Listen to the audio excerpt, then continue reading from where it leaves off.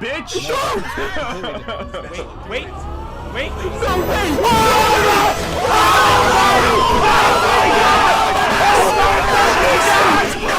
Ladies and gentlemen, it is the time. It is the ultimate anime crossover. We are finally here with none other than Yong Yea. Yong, thank you so much for coming. We do love you, appreciate you. We may compete on YouTube, but we are actually buddies in real life. We hate respect you professionally, Yong, but we love you personally. Definitely. And we thought we had a special thing to not only give Yong, but also give the audience today. This is the ultimate anime merch crossover.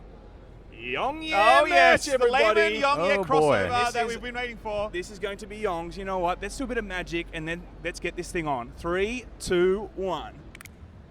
Wow, look at that magic. Amazing. Hey. Look at that magic, everybody. Yong, can I ask, how are you liking your crossover merch? Are you happy with the product? You know, it's a crossover. Wow, wow, that's not good. Nothing good to say about it. That is not good. It looks good. I like it. It's going to be in the merch store, everyone. Check it out. Link in the description, okay? So, guys, here we are now. It's the final day of E3. Yeah, We've had a full, 4 days of craziness, 5 days, depending on when you started. Well, we didn't start at EA, actually. Did you cover EA? No, I tried. I set an appointment for Jedi Fallen Order, but... What, they took your appointment? No, it was one of those things you go to the website as a member of the public. I'd be very surprised if EA would take that appointment. Yeah, but even that was kind of ruined because they just overbooked your face, something. and they're like, oh, wait, sorry, this is over. No, they just people were pouring out of the venue, not just the Star Wars Jedi Fallen Order theater, but out of the venue because they just couldn't fit anyone in there Honestly, anymore. I've been to EA Play twice. Both times it's absolute shit show. Absolute shit show. You're waiting in a boiling hot weather, and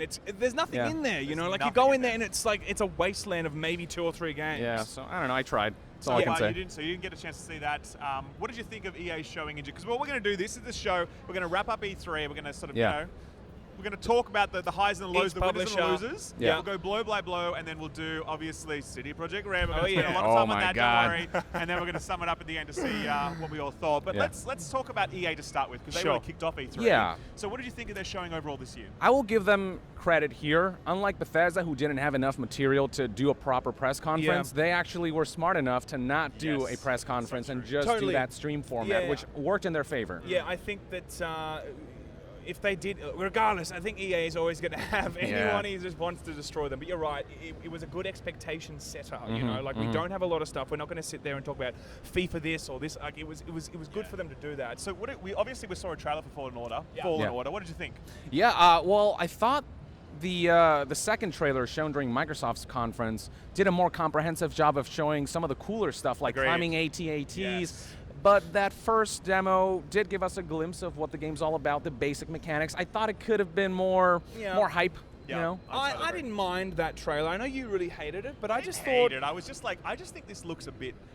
It just looks a bit meh. Like, I don't look at this title and think I cannot fucking wait until that comes out. Yeah. I think, okay, there's a Star Wars game coming out. It's probably going to be pretty good. Not much more hype than that. Yeah, I mean, I hope it's good, but I think, from what we saw, with every publisher, they're going to try and put the best things into a 13-minute gameplay thing. Yeah. And, you're right, there wasn't a lot of great stuff there, but at the same time, maybe it can be good. But who knows? I heard from people who did manage to see a behind closed doors presentation that it's way better than it actually looks. I did hear that. And that seems to be the case for a lot of games this year, which I don't understand. Yeah, totally I know the one you're talking about. about. I know the one you're talking about as well. In fact, why we can jump. Well, in terms of summary on EA, I think that I do give them credit as well for knowing that they didn't have much to show and not forcing us to suffer through tons of bullshit. Exactly. I mean, being like, we've pissed off game is enough as it is. We don't need all the memes that come out of a cringy conference. I would have loved it because we would have made a video on it. That would have been okay. But no, so credit to them there. We can actually jump forward ahead now while we're on the topic of like underwhelming reveals. Let's jump ahead to Square Enix. Oh yes, okay. Square Enix. We'll start there. Okay, Square Enix. So let's firstly talk about Final Fantasy VII Remake and how that landed. So Yong, what are your thoughts on that? This is how you show a frickin' game. Yes. You know what I mean? Like Sure. other developers aren't, except for maybe Watchdogs Legion, where they did have a strong opener there. True. Final Fantasy VII nailed it. Showed a trailer, showed gameplay, a good combination of both, and the crowd was. Were you guys there? We were there. They were going crazy, right? We're not there. Square Enix. Sorry. Ralph was not there. Watchdogs, sorry.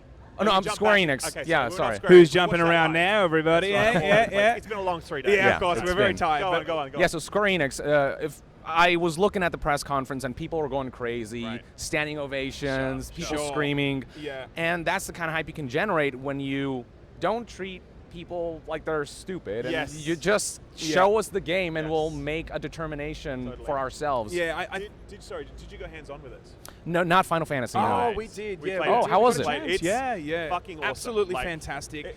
I was just going to say quickly, like, it was like, you know, we didn't know what was going on with this game. It became a meme. Like, everyone was going, okay, it's been so many years now Yeah. since the initial kind of announcement. I was worried, yeah. I think a lot of people thought, well, this means that there's some serious trouble internally in terms of they don't know what to do with it or whatever, but it's been a huge bang, you know. Here's the trailer, here's some gameplay, here's the release date, and I'm super excited. Like, For original fans, I hear that it's a good combination of tactical combat and more action-oriented. That's exactly what it's a good balance. struck me, because I think a lot of people were very concerned that this Final Fantasy VII was just completely abandoning the roots of turn-based, right? Yeah. You know, we're like, okay, cool, I get that, but I was also like, listen, we're in 2019 now, they're trying to make a mass-market game, you know, turn-based combat is pretty old school. Yeah. Having played it now, it's absolutely a turn-based game. Like, it 100% is. You are slashing your auto attack or basic attack, but that's really just to be able to bring down the ATB charges. Yeah. And then you're actually using your abilities. The whole game is about those abilities. It's Yeah. not about the slashing moments, you know? Well, So yeah.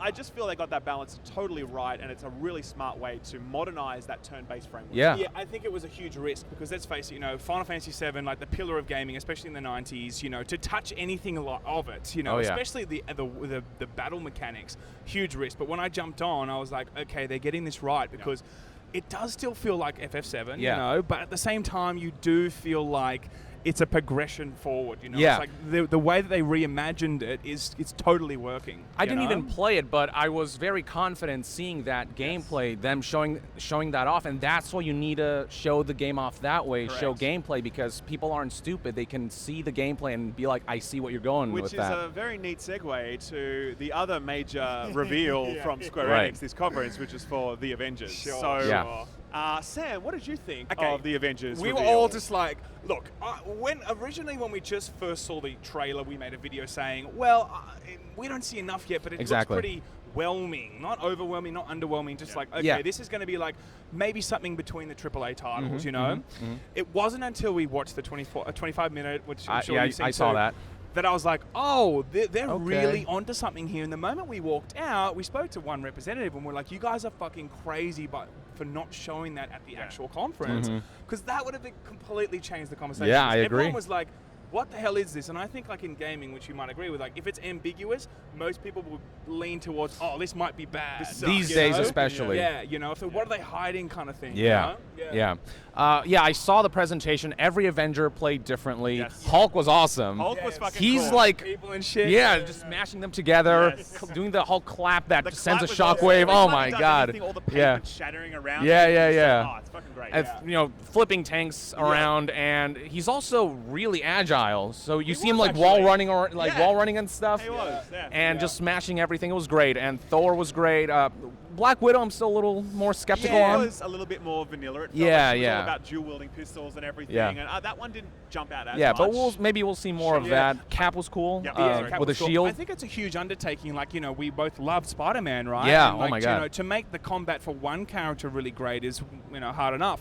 But then to like make 5, 6, or who knows how many Yeah, characters they're looking right. to do, that is going to be so hard. But look, it looks like they're on a good thing at least. Yeah. You know, for Yeah, sure. I agree. So I I mean, agree. look, yeah, just, as we said, they were nuts not to lead with that trailer. Sure. It's absolute madness. We would be having a completely different conversation now if you Yep. all out there saw the gameplay that we saw. Like, it's just, they haven't released that, have they? Just to confirm. No, they have don't- not. they Not have to the not. But They public. have said It's that they plan to do it. Like, I don't know when though. I feel like maybe they were going for the whole Cyberpunk thing like Yep. last year, where they're like, let's show it to journalists or whatever, Yeah. build hype around it. But I just felt like this presentation just gave people blue balls, Yeah. and they were pissed off, and Yeah. then to know everybody else got to see this awesome gameplay and they don't, it just Yeah, wasn't the right it approach. misread the Yeah. room. I think for sure. Yeah. For sure. Even with Cyberpunk, there was a bit of a backlash, like, why are you not Definitely. showing the gameplay? Definitely. But the impressions surrounding it were so goddamn good that Yes. people, I think, eventually were like, okay, we don't care anymore. You'll see it eventually. They've got such a good currency with the actual consumer. I Yeah. think that they can dangle a little bit. Yeah. Everyone's like, oh, it's all good. Like, I know this is going to be good, you know? And the thing about this game is they left it off with, oh, we're not going to do pay-to-win and loot boxes, but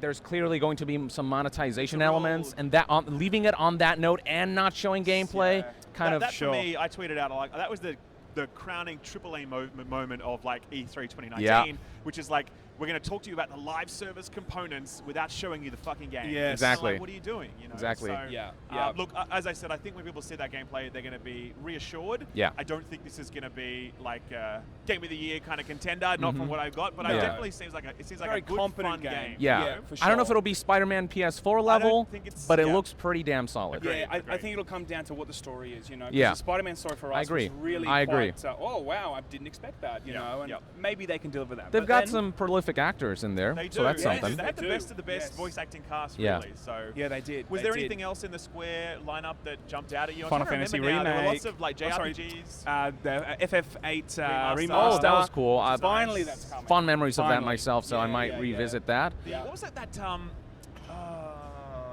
it wasn't that. I'm thinking of a Bethesda one. That the Ghost something or other. Oh, Ghostwire, that's Bethesda. That's Bethesda. Was there anything else in Square that we missed? I think that's a lot of like ports. That's kind of what they presented in the middle. Yeah, very much. Like, and then like a couple expansions for like Final Fantasy 14 Online, Kingdom Hearts 3. Very true. But other than that, it was just the big opener with Final Fantasy, the big closer with Avengers. That was the key highlight. I think Square's obviously in a pretty good place with Final Fantasy. Having played it, having seen what we saw, it's going to be massive and everyone's going to go nuts for it. Avengers, I think, when they do, people see the gameplay, it'll be good. I think Square's got a pretty good year ahead of them, but it certainly wasn't a knockout conference. I would say so, yeah.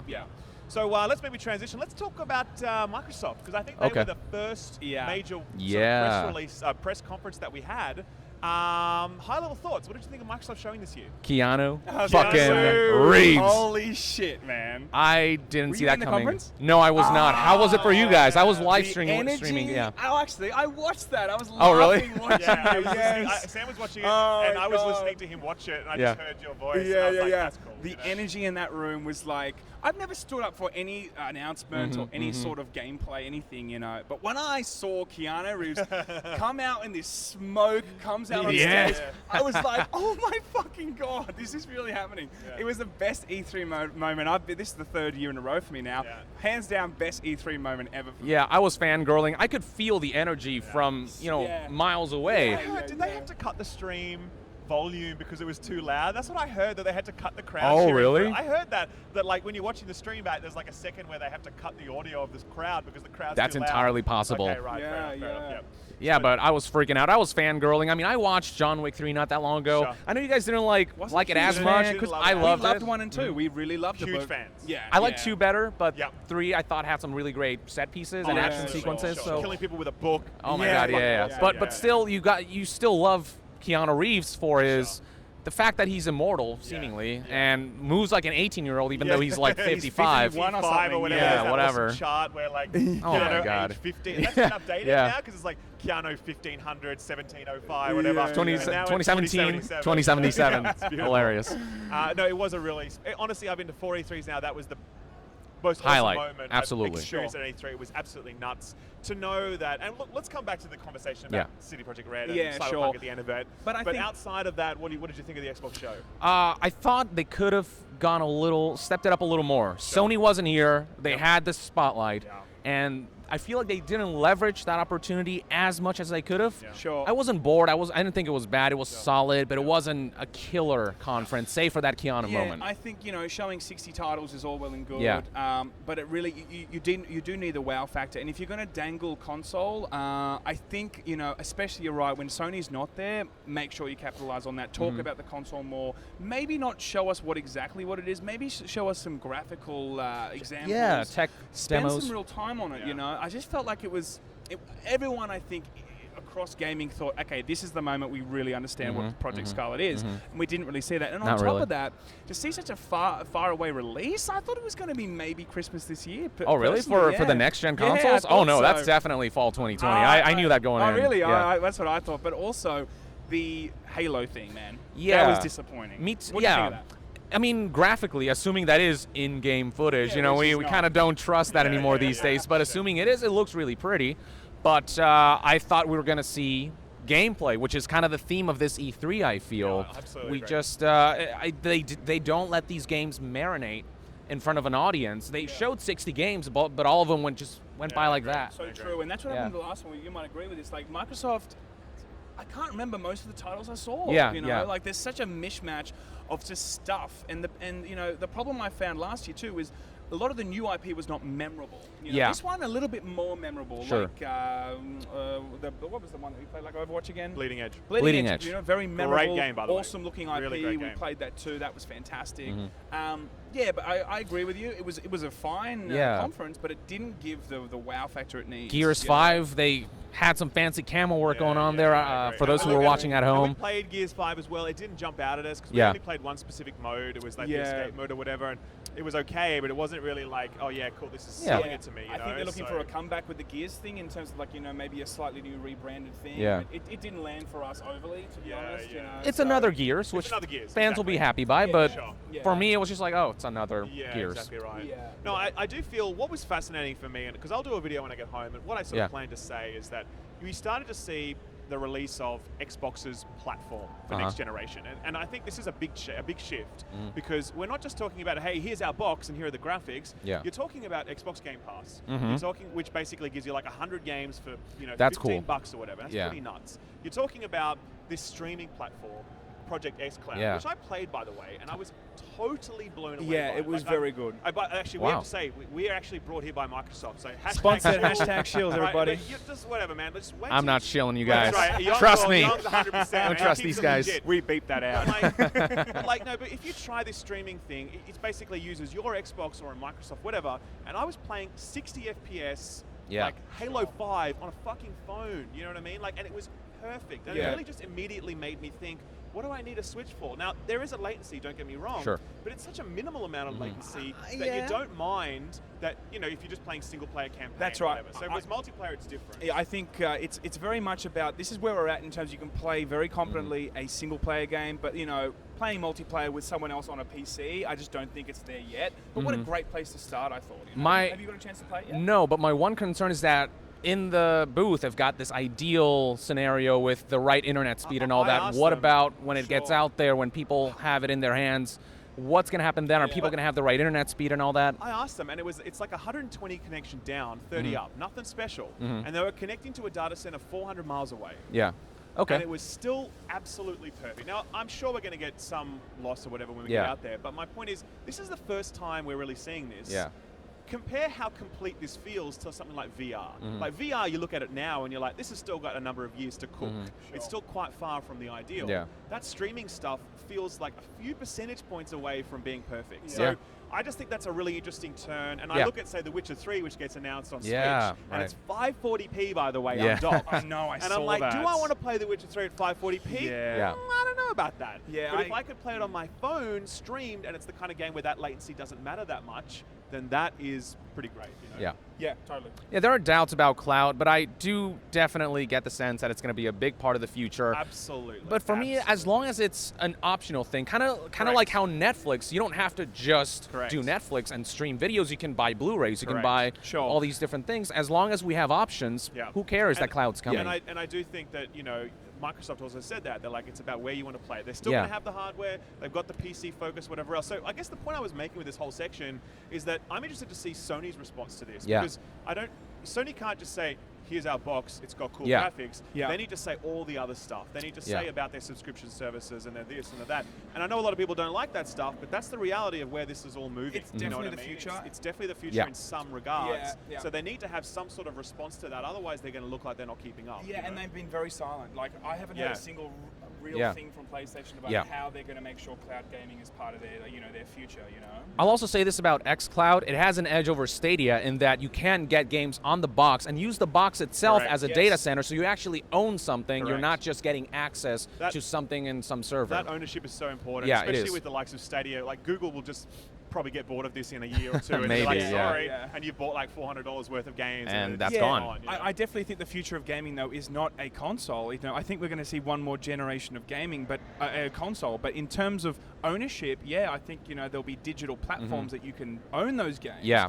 But do I really think that Xbox is going to invest in a whole new console when they can, they're probably going to be getting a bigger and bigger audience on cloud gaming. It just doesn't make sense financially for them to do that. I hope we can get both, me personally. Both. That's the main I mean, goal. great. It would be great to do that, but we'll have to see, I guess. So look, overall, I would say Xbox this year, good, like decent showing. It wasn't the knockout that I think it needed, you know, and they still have more to show. They're going to reveal the actual final console. That's when we'll see specs and gameplay and stuff, or more specs, I should say. But I was hoping that they would use the platform that they have a little bit better than they did.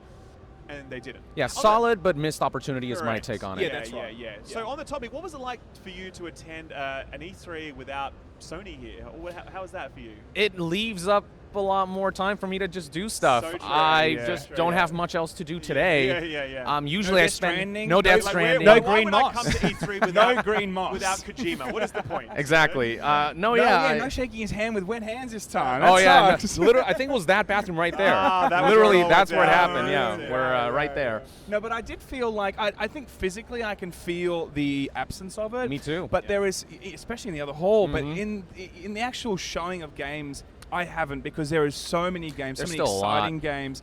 If it was a relatively dry E3, I'd be like, oh well, you felt that. But there's just so many things, Cyberpunk, and whatever, right?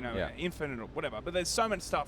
I didn't feel it personally. Yeah, I mean, normally I'd spend an entire day doing just Sony stuff, and so I don't have that, which is why I have a third day pretty much freed up. Yeah, nice. But yeah, it wasn't horrible as a result or anything. No, it wasn't. But it definitely, for me, it just felt a little bit sad almost. Yeah, like I know what you mean. You look at that empty space and you did think, And look, Sony's got stuff coming, by the way. It's not all big stuff, but they've got other titles in the works. They could have had some sort of presence. I'm actually surprised that they didn't have anything for The Last of Us or whatever. Well, I mean, that's a real sort of like flagship title. I'm talking more about like PSVR, for example. They're making big gains in that, and it would have been nice to at least see them try something here around that to help sort of boost that, because that platform's growing for them. You know? I will say this, Sony may not be here physically, but they've been releasing trailers, sneaking in stuff here and there. They're kind of here, but not really. Definitely.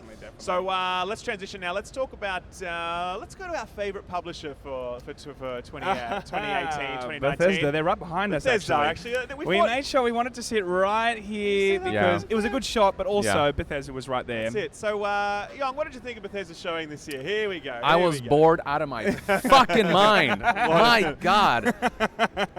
I mean, okay, well, you guys actually talked about how when Todd Howard came out, normally there would be like a standing ovation. Sure. He didn't get that this year. So, I mean, that kind of... been a huge hit to his, reputation. God factor, you know? Yeah. He's no longer God Howard.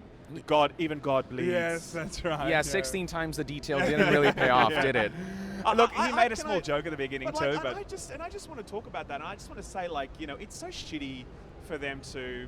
let's make a joke about how much we fucked everyone up. I mean, I was walking the floor and I saw Pete Hines, their head of PR globally, being like, "Oh, it's just not in our DNA to just like drop a title and then not work on making it better." Like, I'm like, what the fuck does that sentence mean, man? So you're saying it is in your DNA to release shitty titles? Yeah. So I mean, I just think it's important to remember. Cool, Bethesda, they have a laugh. Like they want to joke at their own expense. Yeah. But like, let's not forget why they're making those jokes. It's because they went down that path, and I don't think we can ever forget like how shitty that release was. Yeah, totally. And look, I've actually had the opportunity to meet some devs here, some people that work with Bethesda. We're staying in the same hotel as the Fallout 76 development team. That's a true fucking story, by the way. Yeah, and that is awkward. And the thing is, right, which I think a lot of people don't always point out, which is important to mention, that like it's not the devs' fault. It's upper management. A lot of these guys are lovely people that just put their heart and soul into it, and they're not the ones that have told no, you're green lighting this now. Even if they might say it's not ready, they have to green light it. They have to put the microtransactions in there or whatever they're going to do. They don't get paid enough. They get forced to work too many hours. Totally. And then then all the higher ups make these shitty decisions, and it affects their life after that, because they now have to spend all this extra time crunching to save a game, which is going through this PR. So I feel bad for those guys. Totally. But, I mean, our content is never attacking the devs. It's actually just attacking Bethesda, in terms of management and shit, Right. Totally true. Totally. So besides that, let's keep going on Bethesda. So what did you think more broadly of what they were showing? And I mean, just 4 of their games I think were mobile. huge Legends, emphasis on the Commander Keen. Yeah, Remember that? right. How they? Did you play that when you were a kid? I have not, but Okay. I know I there's haven't some played it kind either, of and I played it when I was following a kid. about There's some that. nostalgia there for Blades, people. they actually Blades. spent a whole segment talking about how great Blades is. Blades. They're giving out free gems and shit. I'm like, yeah. you scummy fucking God. Yeah, but look, I'm really glad that they had Elder Scrolls there, of course, of 6. You know, we saw that, and Starfield, that was good. A lot of people were like, you know, show us something on that, and there was nothing there Yeah. on that, I mean, you know? I respect the fact that they're taking their time with Sure. them, and that's exactly Sure. what we wanted from Fallout 76. Like, take your time. So if they're going to do that, then that's okay with me personally. I would like just something to show. I don't know. I would have liked to see something. Look, I personally, if it's so far from release, I don't want to see anything yet because I don't trust this company at all. So I'm just like, just take your time with it. You know what I mean? Yeah. I think if they would have gone the EA route of just streaming things in a certain schedule, things would have been a lot smoother.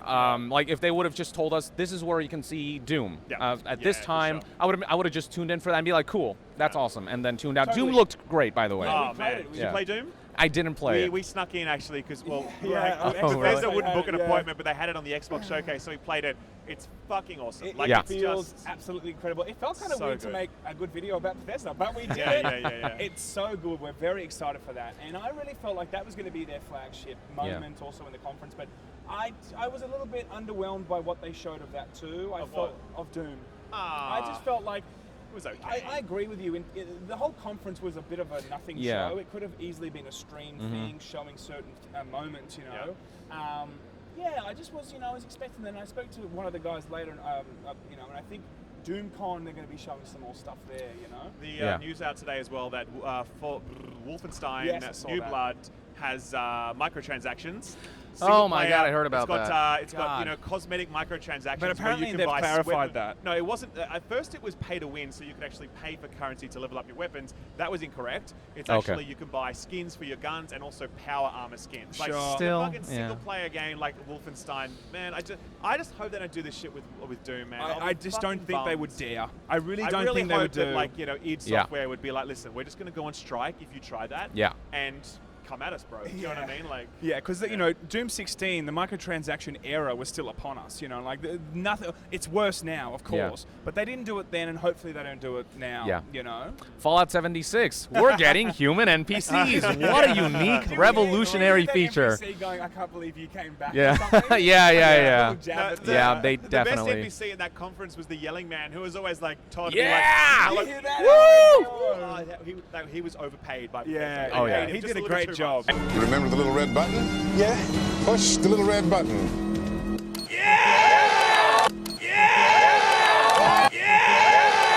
He did a great job. People on stage looked pretty annoyed though. They kept being interrupted. Yeah.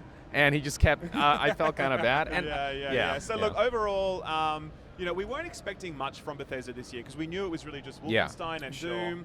They've got an expansion for Elder Scrolls Online, which is released. Yeah. I do wish they'd gone the EA route and not forced us to sit through all that mobile bullshit. Sure. Never because thought it's I'd hear just- the words. We wish they would have gone the EA route. Yeah, So that's true. so Nice crazy. pick on that What one. is going on But, there? but like honestly, pick your audience, because people who watch E3 press conferences Yeah. don't want to watch fucking mobile game trailers. Exactly. I'm sorry, but like if we're tuning in at whatever time to watch a trailer conference, it's not for that. Yeah, So, especially right now, they have a huge job on their hands to rebuild favor with the actual community, so that stuff goes a long way. See, for sure. it baffles me that in the same conference they say, we hear you, and then they also say, we love mobile games, and so do you. yeah. You don't hear us if you're saying that. That's a great line. That was a beautiful. It's And he very said it with a similar. straight face. Yeah, very Yeah. similar when Blizzard stuff, when they were talking about Diablo Immortal. Yeah, All yeah. we do, we're playing so many fucking mobile games. No, you're not. No one fucking sits there and plays hours of mobile games. But Yeah. anyway, So let's transition now to the PC Game Show, Yeah. which you weren't able to attend. No, I didn't attend. I wanted to live stream all of it with my audience, so I didn't attend any what of did them. you think of that show?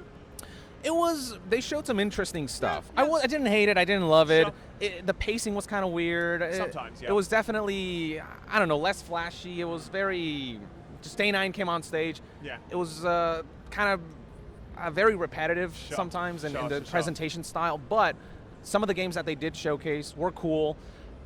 some of the Epic announcements, I think, will piss people off. Yeah. Oh, look, let's talk about Shenmue, because I think that's a big one. Gut punch on that one. So Shenmue, just anyone doesn't know, fantastic, amazing game from Yu Suzuki back in the Dreamcast era, Shenmue 1 and 2. When he actually released it, he said he wanted to make it a 16-part series, by the way. So that didn't really play out for him. Oh my God. He's now crowdfunded Shenmue 3 and promised to backers it would be available on all whatever platforms.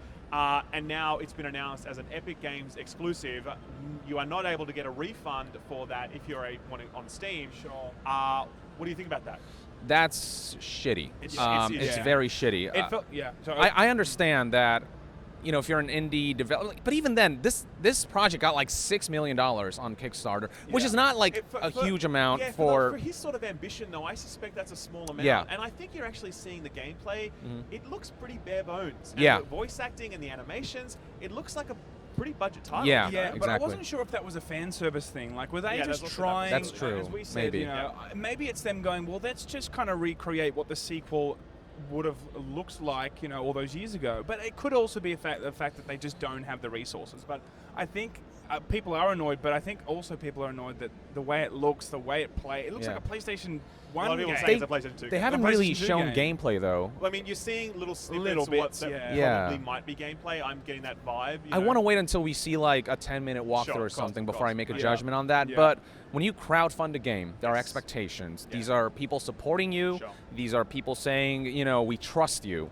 And they broke that trust. Yeah, I think it's a tricky.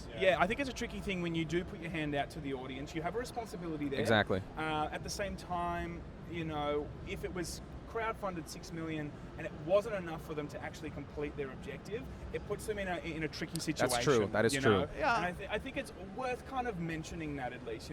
I'd never thought that these devs really want to screw over the community. Exactly. They may just be like, okay, we need to make this decision to actually produce this product. And look, if that's the case, cool. Issue some refunds. It'll cost you some money, but at least you're doing the right thing by the community. Yeah. And also be upfront about it. Like, exactly. That's my thing. Just say, guys, it's costing more money than we thought. We need the cash. We're sorry. Here's the reality. And I think if they said that, I'd kind of be okay with it. You know what I mean? I mean, I know a lot of people wouldn't, but I personally would be like, at least you're being real. Like Nintendo, when they talked about how Metroid Prime 4 is rebooting its development, I mean, that would have pissed a lot of people off if it came out of nowhere and they didn't explain that situation, but they just were very upfront and people understood. So if you can communicate before you announce an Epic exclusivity, here's our situation, here's what we're thinking of doing, what do you guys think, is this all right for you guys, we need this, then maybe. And if you look at Borderlands 3, like, they're not, like, they went exclusive, and like there's no reasons for that. Do you know what I'm saying? There's so much money kicking around. Huge game, huge publisher, huge series, lots of money. So much money under their belt. I actually saw a picture.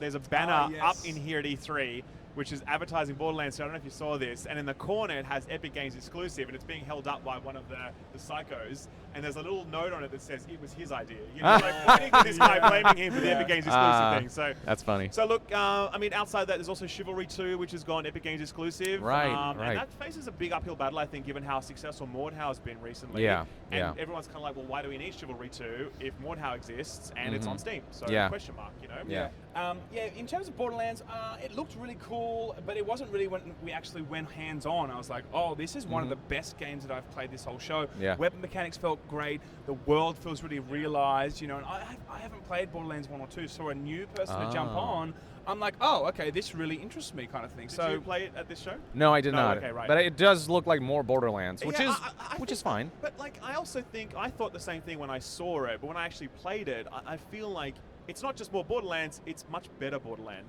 Weapon mechanics are so much better. Really nice. The visual pop is so Destiny different. level. You've definitely got numerous new mechanics in there as well. The boss design was fucking awesome. Like, look, everything that I've seen does not indicate this is just like Destiny 2 style, hey, here's some more stuff. Actually, that was a lot less, but that's a whole story.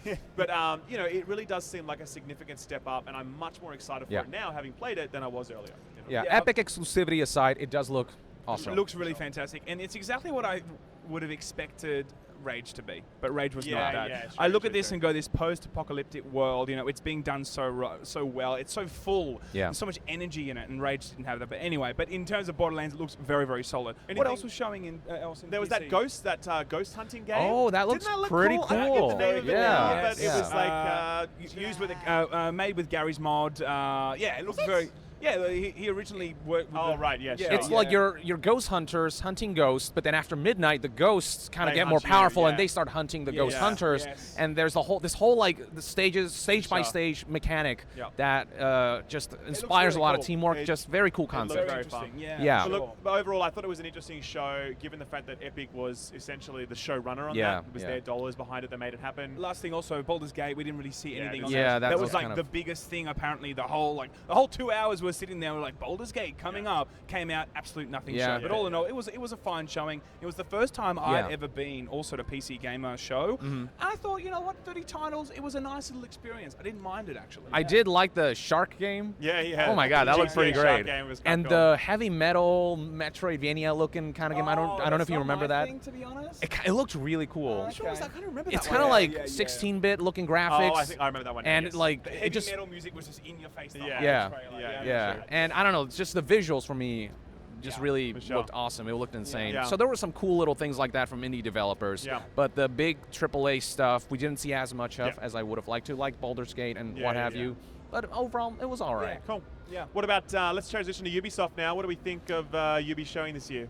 It was a good start with Watchdogs Legion. They actually showed the game. On that, right? Yeah. Half an hour on Do you guys get to play that? We did actually. Yeah, Yeah. So I think you went hands-on, right? I did. think you said it was one of the more interesting games you played at the show. Interesting is the key word. Sure. Not fully sold yet, but interesting Yes. in this concept of play as any NPC. Yes. From what I could tell from the first hour, it seemed to work, but I think whether it holds up, whether it's not a gimmick, whether you don't start noticing like repetition in voices and stuff like that, I'd have to play like That's 5-10 hours. Because it's a huge selling point, you know, and after 5 hours of that game, if you just kind of figure it out, you know, then it might just get really boring. Exactly. You know? Sure. I think it does look fairly ambitious, but that repetitive factor always is an issue with those sorts of games, GTA style, Watchdog style, whatever.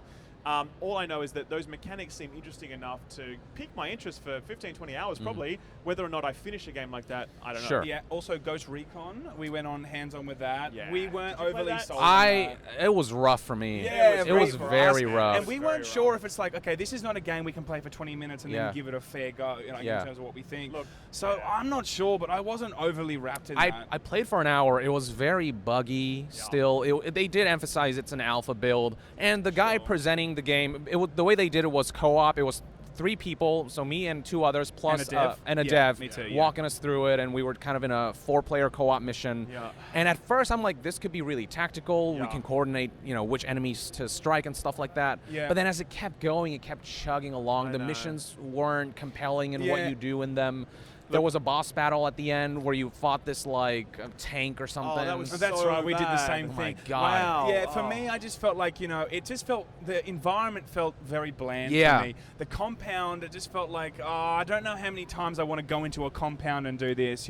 So who knows? And the thing is, right? And for me personally, I always felt like Ghost Recon Wildlands was repetitive, copy paste open world kind of thing. And I felt like it wasn't tactical enough. Now, I think this is a little bit more tactical from what I've seen, but at the same time, it's now going down this like future tech route where you're fighting against drones. And the last boss that we fought was literally a giant drone the size of a fucking tank. And it looked like something out of RoboCop. Like it was so future tech. It just makes the whole game feel further and further away from what I feel like Ghost Recon needs to be, which is like real boots on the ground, slow, methodical, tactical stuff. This, I look at this and I really feel quite worried about this title. And that boss was so annoying. He kept shooting like these mortars and kept. We died so many times. We died so many times, and I was trying to bandage myself, but you can't exit the animation once you start that. That's what the dev told me. Okay, so I was like, I'm screwed. The mortar's coming, and I'm like just bandaging myself. I'm trying to move, but I can't. And they've added in all these fucking RPG mechanics from all the other Ubisoft games where you have like leveled guns. You have legendary, and so you do more damage when you shoot someone versus not. And like I'm like, dude, it's fucking Ghost Recon. It's like, why are we doing this? Game? Not all Ubi games need to have the same colored item RPG ragdoll. Exactly. I haven't played Ghost Recon for like 10 years. We had like one of the original Xbox or whatever, right? I just felt like I feel like you have to understand what your core concept is, and I feel like from what we played, maybe it was just kind of getting away too much from that. But another game we played was that roller derby.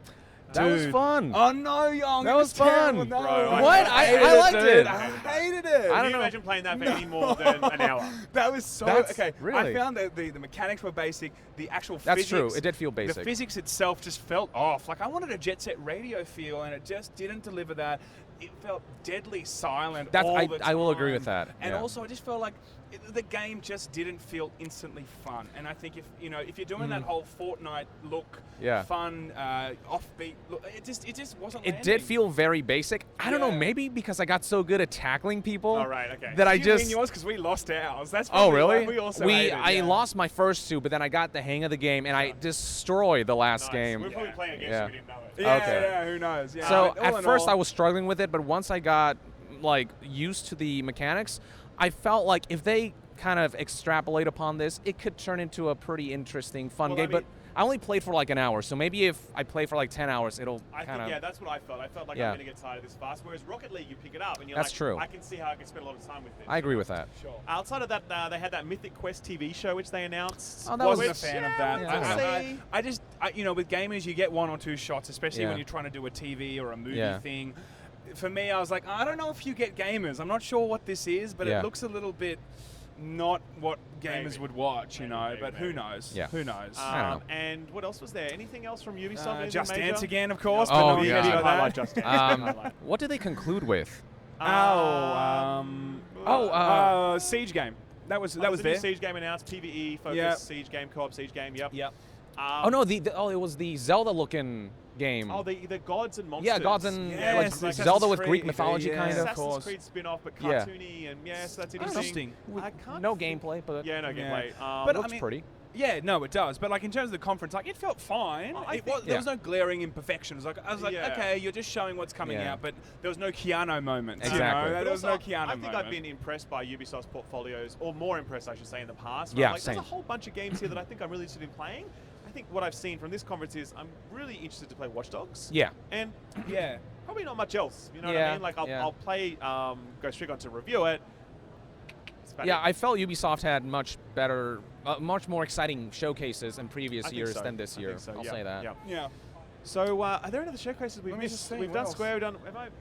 Let's see what else. I'm not crazy. I think that's all of them. Cutting back in, just FYI there, we had to be like, which other conference was totally it? We were like, and they were like, Nintendo. The one that fucking was good conference. Really impressive. Like, so many titles. I was like, some of them, of course, we already know about, like Link's Awakening, but I was like, just looks so gorgeous. The banjo announcement for Smash. God, I was so hyped. Literally yelling. Yeah. I was going, oh my God, this is crazy. Yeah. It's just, so many great moments in it. I felt like it was a very good conference. But what was the first game that they really showed? I'm trying to think now. Oh, Smash Brothers. They showed the Dragon Quest. Sure, okay. That was a reveal. disappointment for me because I'm not a fan of that game. I think they showed something for Japanese people and something for the Western audience as well. So we got Banjo and Dragon Quest wrapped up in one. I thought it was a good balance. I saw this as Astral Chain, the one from... Oh my God, from Platinum? Holy shit. The Platinum Games one, it was the police. I call it the bow and arrow, and they're like... Ice Climbers 2, I like to call it. I call it Ice Climbers 2 because it's two guys chained together by... I don't know if you noticed that. I didn't even know they were chained together. Yeah. Oh, right, that's awesome. But that makes sense now in terms of the title. Yeah, Astral Chain. God, that game looks fucking fun. Yeah, it's Platinum. They're literally the top dogs, in my opinion, of action games. And this looks insane in terms of like the mechanic of playing as two characters as one, essentially, and the combos you can pull there. The cyberpunk aesthetic is fucking beautiful. Totally. The cell-shaded art style. Very strong. It is one of my favorite. I wish it was playable. Yeah, or is it playable? Look, it might be. I mean, I don't really speak to Nintendo, so it might be, but I don't know. Yeah, same. Still can't remember what game this was. Next game. We've seen like literally 150 titles. Yes. Luigi's Mansion, I thought looked awesome. Yeah. It looks really good actually, and I like the whole goo mechanic thing. Luigi. Who knows how many puzzles they can make doing that? New mechanics like you can like slam ghosts now. That's cool. Yes. So beyond that, obviously there was this Link's Awakening, Zelda 2 announcement. Really interesting. They did confirm that you are definitely in the existing Hyrule. So Sure. this is absolutely a sequel. I hope Oh it's my not God. a cheeky DLC thing like they did with Far Cry 5. No, they That's were not how I very. don't Look, roles, man. I agree with That's you, not but their that thing. would really suck if you jump in. You're like, oh, there's so much world that I've already explored. That's what Dude, I'm saying. There's no fucking way that Nintendo No. would ever scam us like No. that. Yeah, That's just no way, man. Majora's Mask kind of Yeah. proved they can take the same That's so assets and true. make something so That's so completely true. different and Absolutely. unique. And this has kind of a Majora's Mask Twilight Princess I vibe totally to it. agree, yeah. Much darker feeling than the Yes. original. The Yeah. marketing in the original was very like, look at the beautiful world. Now it's just like skeletons, zombies, and darkness. Yes. Yeah. No, so look, I think Nintendo and Animal Crossing as well, by the way. Oh, yeah, they which announced looks that, of really course. good. That's a big one. There's Yeah. a bit of a delay. Yeah, no, a lot of people love that series, though, so that's great. I think Nintendo just showed trailer after trailer Yeah. of cool fucking games Yeah. that we want to play. Some of them are out really far away. Some Yeah. of them are sooner. Yeah. Didn't And see I any just Metroid, think, but I wasn't expecting to. Yeah, same. Yeah. It rebooted, yeah. But I just think that it was a great showing from them, and I do think that was the best conference that we saw. Yeah. Packed full Straight of, up. Xbox said they had the most games, but I really feel like Nintendo had there was just packed full of just gameplay. Yeah. Barely any speaking. Yeah. There was only a few moments. We met the new Bowser, of Yeah. course. That was a fun moment. Yeah. Oh, when yeah, he yeah. came out. Yeah. That was pretty cool. Yeah. But all in all, it was very much about here's some gameplay, and let's just show you what we're doing instead of talking about That's it. the key. They showed us the games, Yeah, not that's just right. like So teased true. us with a cinematic or whatever. You know. Yeah. So that's all the major publishers out the way, but there was one big alpha dog here, roaming the streets of E3 2019. That, Yeah. of course, was CD Projekt Red's upcoming masterpiece, Cyberpunk 2077. 2 years in a row, in reality. Yeah. They've stolen the show 2 years in a row. They now. really have. It's amazing how smart they've been with their marketing and the way they've done this. So we obviously saw the Keanu moment, which we spoke about before. Incredible. Yeah. moment. We saw a new cinematic. That cinematic, by the way, Choice. how amazing was that cinematic? Choice. Yeah. Like, just the style Incredible. of this game is so fucking Yeah. awesome. Like, Yeah. you're just going to see so much amazing art and cosplay and just fan Totally, stuff come out of yeah. this game for the next Yeah. 20 years because of how striking it is, you know? Yeah. Oh my God. And then there was a small little snippets of gameplay that we Yeah. saw. Mhm. And then obviously we went behind closed doors and saw Yeah. some footage that I think everyone else gets to see in August. Yeah, Yeah. those snippets, by the way, are basically little bits of the demo we Yeah, saw. yeah, Sure, so, sure. Yeah. And one thing that really struck me was just, everyone loves to do open world these days, but very few accomplish that it feels lived in. And you look Oh my around and you're like, whoa, it feels like it's such a desperate, sad reality that you're just kind of really there, and that was just so awesome.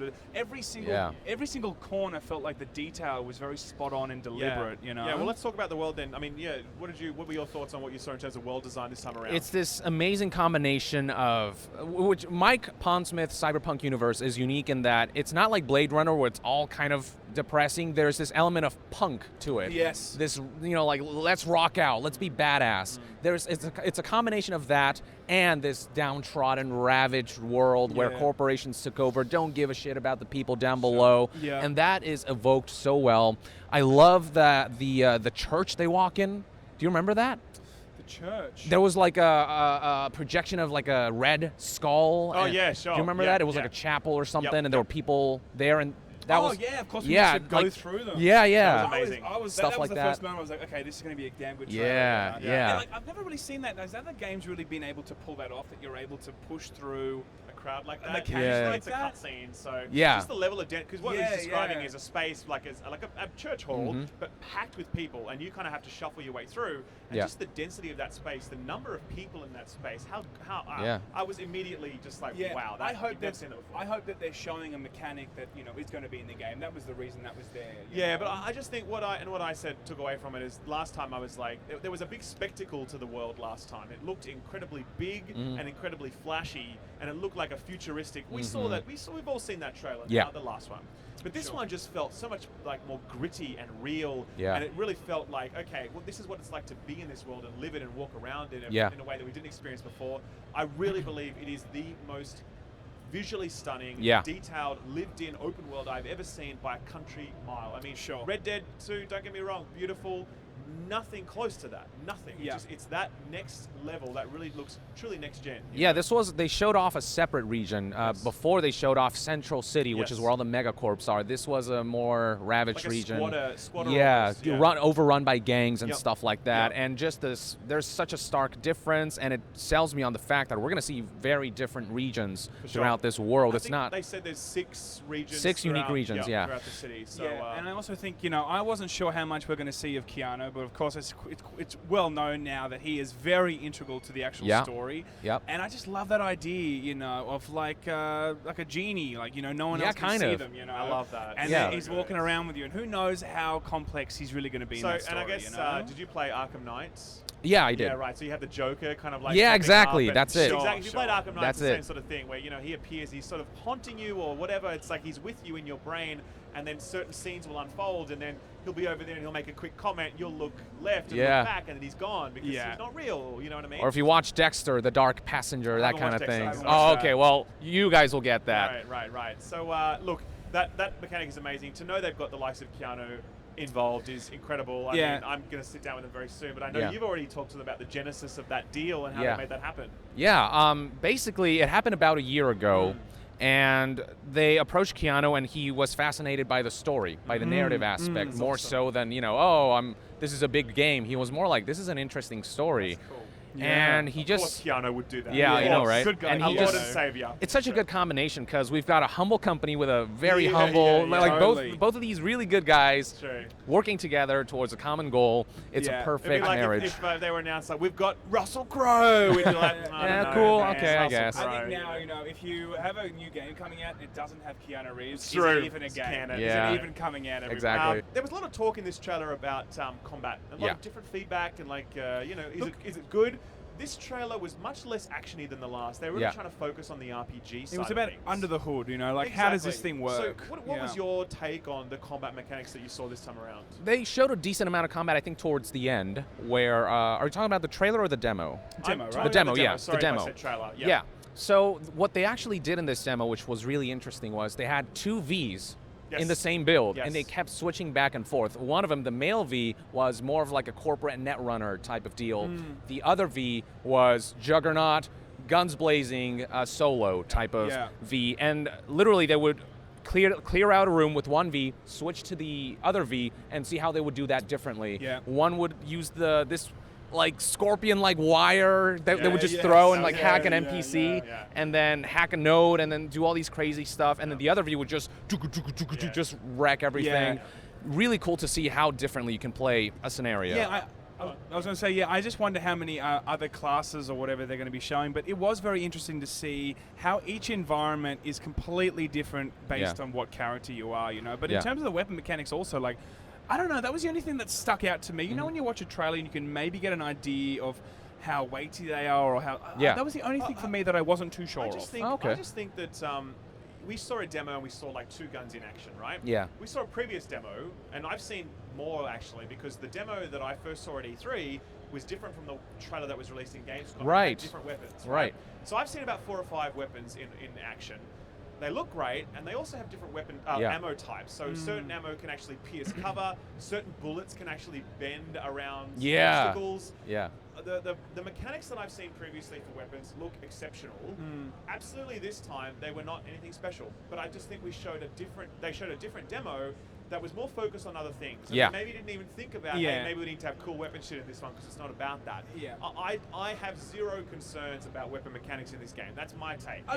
Certainly based upon what I saw in the previous build, the previous demonstration, I don't have any doubts. I'm not worried about cyber. That's, you know, of course. But I was just thinking, my conclusion was maybe the emphasis in this game wasn't going to be the brilliant weapon mechanics. It was more about the world that we're building, the narrative itself. They did show more of like the melee combat, the wire that you can use to hack from a distance. You can also like whip it around and it will cut off limbs and stuff. Limbs fly everywhere. And then the rifle that the female V was using, it would like blow heads off and stuff. So there are a lot of cool visual cues like that, but definitely the focus was more on role playing, on the different ways you can tackle missions, the choices you can make that will influence where you go in the story. Like at the end, you could choose to decide to trust the Voodoo Boys or the Netwatch folks, and that would completely diverge the story. It really sort of... I saw a gameplay demo for Outer Worlds, okay? And that was behind closed doors. It wasn't playable. I just saw it was about 20 minutes or so of action, of stuff. And that game is essentially the same, very similar to Cyberpunk. It's like you're in an open world, you make decisions, dialogue options, they affect you based on dice rolls for have you got the skill for this, and can you do that based upon your skill choices or whatever. You know, Cyberpunk just seems like that type of game on a ridiculous budget. Yeah. Like, of the craziest budget you've ever seen. It seems like Deus Ex meets, you know, that Fallout style RPG kind of decision-making stuff, just with all the money in the world pumped into it. It feels like, you know, CD Projekt Red with, you know, of course, like The Witcher or whatever, they're always on a mission to make something just that will stand the test of time, that really makes a statement about what games can do, you know? And I feel like Cyberpunk, yet again, that's exactly what they're doing here. It feels like it looks like it's going to be, you know, the game of the generation, you know? It really, so really does. Hype reel for like a Kroby Cat video. If it comes out, it's like Fallout 76 tier quality, and we're like, you know. I'm just compelled by how seamless that game is. From just walking around to action to conversations where different things can happen, where suddenly you're having a nice chat and then something happens here and suddenly you're in like a Mexican standoff, and that all happens seamlessly. And that's something that I talked to one of the developers about, where in Witcher 3 you can tell when you go into cutscene mode, it kind of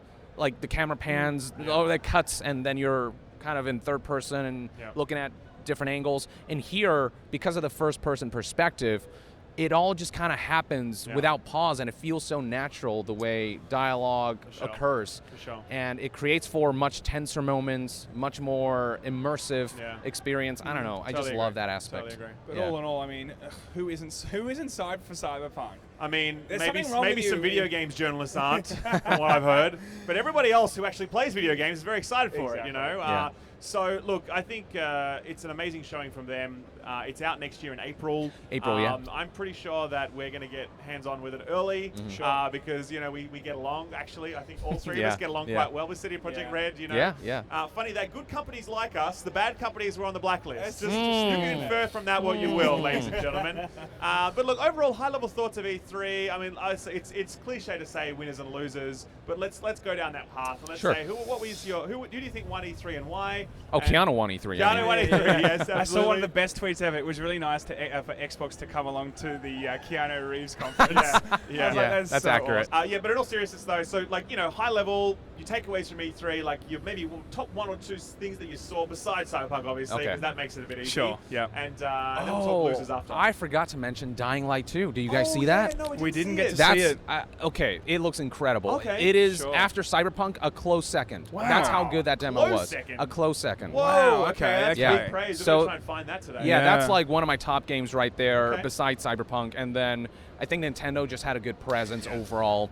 Everyone else kind of just, it was middling whereas with Bethesda, just low. I was just going to say, I felt Nintendo, for me, because it was the consistency of Nintendo. Every single title, most of the titles that came along, or the announcements or whatever, was just a really thorough showing. You know, I'm really excited for what they're showing in the future. Really, you know, it just feels like a stable 18 months for them, you know? And the Final Fantasy VII Remake Showcase, another great highlight. That was good. So, of course. Besides Cyberpunk, Dying Light 2 and Final Fantasy Remake sold me. For me. Great. For sure. We're, I mean, for me personally, I would say my sort of surprise of E3 was actually this Bleeding Edge game. This one where I didn't even know no one knew it existed. It comes out of nowhere, played it, and just immediately fell in love with it. The technical alpha comes out like next week or something, whatever. But it really just seemed like a very big passion project. Team of 20 developers, the same people who put together Hellblade. You know what I mean? Like, so that, you know, that kind of pedigree of passion that goes into it. I just love playing that so much, and I love when a small team is able to produce something so polished. Team of 20. It's just so great. It was definitely my whoa game of like surprised by what the 20 devs put together. It's such a passion project, and I wish them the best. I wish they could have shown gameplay to the public. They did a little. No, I think there's trailers that are out. Really? I think they showed a little bit of gameplay. No, I don't. Is it? Edge, they showed. When during the press conference, no, though. They didn't. No, I'm talking about press conference. It was just like these are the characters that they look like. It was like cinematically put. It was in game, but it was it was a camera panning. No real gameplay. I would say beyond that as well. I'd say just Doom Eternal and Borderlands for me, which both played. Borderlands but they were both sequels, and I thought, it's going to be just more. But I'm actually really surprised by how much of an increase or how much better each of those are. So that was quite a surprise to me as well. So what about losers? Any like big standout things like, man, that fucking sucked? Bethesda, let's face it. It was bad. It was pretty bad. It's just they're not on a winning streak, people. Okay, they're really not. So who knows? And I think I have to say, outside of Bethesda, yes, I agree. I was pretty bummed by Ghost Recon, I gotta say. Yeah. It's Me never too. been a game that I thoroughly love anyway, so it doesn't, I was don't excited really mind. to see John Bernthal in there, Yeah. and I thought they were gonna really. I thought it was gonna impress me a lot Yeah. when I went in there, but it He had a really cool scene, bored 'cause me. We saw a cutscene, and it was Yeah. a pretty cool scene. Yeah. He's really carrying the scene. Yeah, in terms I of agree. the I do agree. elements, Yeah. But outside of that, it was just kind of like so Ubisoft not quite as strong this year. Bethesda shit tier showing. Yeah. A lot of the other guys middle of the road, and Nintendo I think overall pretty strong. Yeah. I think we've got to finish this as we always do. The only way that we can do it when we have Yong here. Well, okay? all right, I just wanted folks. to thank Yong for his time. Firstly, So Thank Yong, you. No. thank you so much. Thank We you for always- we inviting me always here. appreciate you. It's always fun to get Hopefully together. We wanted to get Angry Joe in this as well. We did. And he would have done it, but unfortunately he's not here this Yeah, year. yeah. So fingers crossed he'll be here next year and we'll be able to do this again, which would be awesome. So guys, tune in for all news, reviews, and discussions. And with that, I will see you guys next time. Yong out!